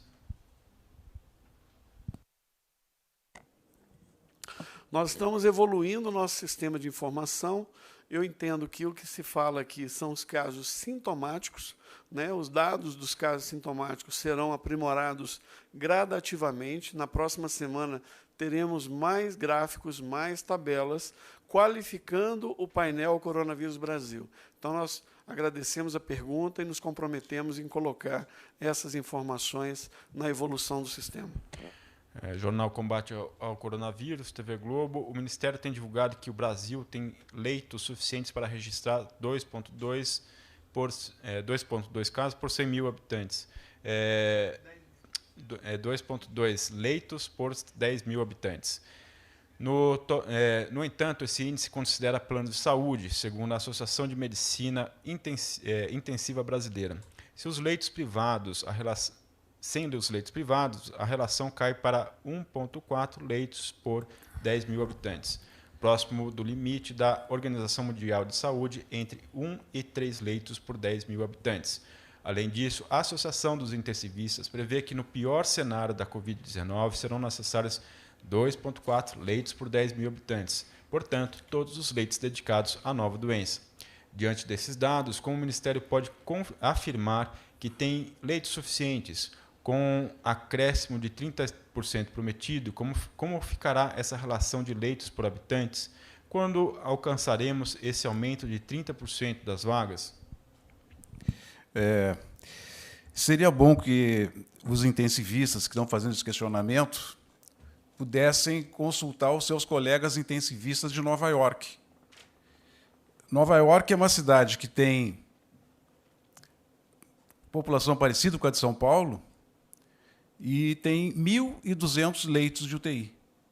O presidente Trump está fazendo uma grande operação para aumentar em 50% os leitos de Nova York e transformar os 1.200 leitos em 1.800. Nova York, 11 milhões de habitantes. São Paulo, cidade de São Paulo, tem 3.324 leitos. A cidade do Rio de Janeiro tem 2.225. Então, São Paulo tem quase 3 vezes o número de leitos que Nova York. Primeiro que está errado esse dado. Não são 2,2. A relação de leitos no Brasil são 2,6 leitos para cada 10 mil habitantes. O fato de ter uma parte no SUS e uma parte na rede privada não nos assusta, porque nós vamos usar todos os leitos. O Brasil vai usar os leitos da rede do Sistema Único de Saúde e vai usar os leitos da rede privada. Sim, nós vamos requisitar, nós vamos comprar, nós vamos fazer negociações com a rede privada e, se necessário, nós vamos usar todo o conjunto, toda a oferta, toda a capacidade instalada. Esses leitos vão ser utilizados por todo o sistema. Nós temos um Sistema Único de Saúde e o sistema privado faz parte do Sistema Único de Saúde. Então, nós vamos utilizar todos. Então, nós temos 2,6, é bem mais do que é preconizado, é muito mais do que qualquer um desses países da Europa, com exceção da Alemanha, 3 vezes mais do que qualquer um desses países, proporcionalmente à população. E, mesmo assim, nós estamos aumentando em mais 30% a nossa capacidade. Mesmo com essa oferta de leitos, que ela já é superior ao que é estabelecido, os epidemiologistas estavam esperando e prevendo uma necessidade para o Brasil de 2,4 leitos para cada 10 mil habitantes. Nós já temos 2,6, mais do que eles estavam prevendo. E, mesmo assim, nós estamos aumentando em mais 15 mil leitos, e, se precisar, nós vamos colocar mais. O Ministério da Economia, junto com o Ministério da Saúde, tem uma operação grande, gigante, com as fábricas que estão produzindo respiradores. Nós vamos produzir 17 mil respiradores nos próximos 3 meses, e nós temos condições de importar respiradores se for necessário. O problema para nós não vai ser o número de ventiladores, de respiradores. Nós temos uma preocupação em relação a pessoal, por tudo isso que o ministro falou anteriormente, pelo risco dessas pessoas ficarem doentes e terem que se afastar, pelo tempo que elas vão ficar fora do sistema, pelo fato de muitos profissionais médicos plantonistas não atuam só num hospital, ele faz plantão em mais de um hospital, 2, 3 hospitais diferentes, e quando ele estiver afastado do trabalho, ele vai ter um prejuízo na escala dos 2 ou 3 hospitais, e isso nós estamos preocupados. O nosso problema não é tanto o número de equipamentos.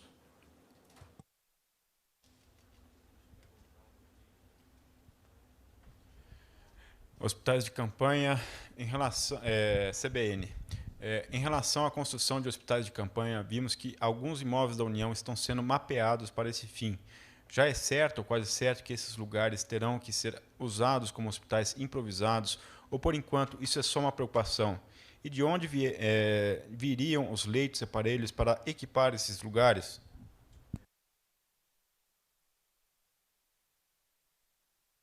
Bom, esses leitos estão sendo ampliados por ações, por iniciativas dos governos municipais e estaduais. E, obviamente, que nessa ampliação de leitos já está sendo previsto essa ampliação com equipamentos, com camas, porque são unidades de baixa complexidade.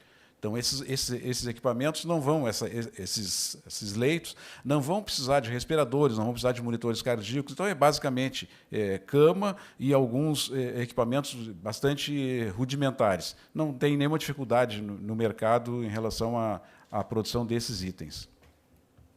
Secretário, a gente já estourou o tempo, mas eu queria pegar a última pergunta da vitamina D, que nos ajuda sobre fake news. Vamos lá. O que diz a vitamina D? Super Rádio SP. Alguns sites especializados em temas relacionados à saúde divulgaram nos últimos dias a informação de que a vitamina D pode ter um papel importante na prevenção ao coronavírus, podendo ter mais eficácia do que a vitamina C. A informação é baseada em um estudo da Universidade de Turim. O Ministério já teve acesso a esse estudo? De fato, o consumo de alimentos que contenham vitamina D pode fortalecer o nosso sistema imunológico? Até agora, o que nós temos de informação as vitaminas são essenciais, são importantes para o sistema imunológico para quem tem deficiência da vitamina. Então, se alguém tem uma deficiência de uma determinada vitamina, a reposição é desejável, é necessária para manter um equilíbrio e ter a sua imunidade garantida. Não existe, pelo menos até o momento, nenhum trabalho com consistência científica em que um acréscimo na oferta de qualquer tipo de vitamina possa reforçar o sistema imunológico. Não existe isso ainda, comprovando que, se eu tomar mais vitamina D do que eu preciso, isso vai melhorar o meu sistema imunológico. De qualquer maneira, a nossa Secretaria de Ciência e Tecnologia fica diariamente fazendo análise de tudo que está sendo publicado na literatura mundial sobre coronavírus e, obviamente, que se houver alguma ação nesse sentido, com algum embasamento científico, nós traremos para a disponibilidade. Nesse momento, ainda não existe nenhuma consistência científica para a incorporação de vitaminas, como está sendo proposto aqui. Secretário, encerramos os 20 minutos, os 30 minutos propostos. Eu acho que... 2 tempos de pergunta. Exatamente. Um com o ministro e um com o secretário Anderson e eu. Obrigado. Eu não sei amanhã, domingo. Podemos fazer segunda só? Acho que amanhã vamos dar folga aí para o pessoal e faremos, então, na segunda-feira. Amanhã faz uma atualização no boletim, uma atualização dos dados no boletim, sem a necessidade da entrevista coletiva. No painel direto, no coronavírus, esse aí, né? covid.saude.gov. Não. Aliás, para lá. covid.saude.gov.br. Estará atualizado amanhã a partir das 16 horas. Se tiver algum fato relevante para amanhã, a gente faz a coletiva. Se não houver, Ficamos, então, para segunda-feira e amanhã é só atualização. Obrigado para todos, bom fim de semana.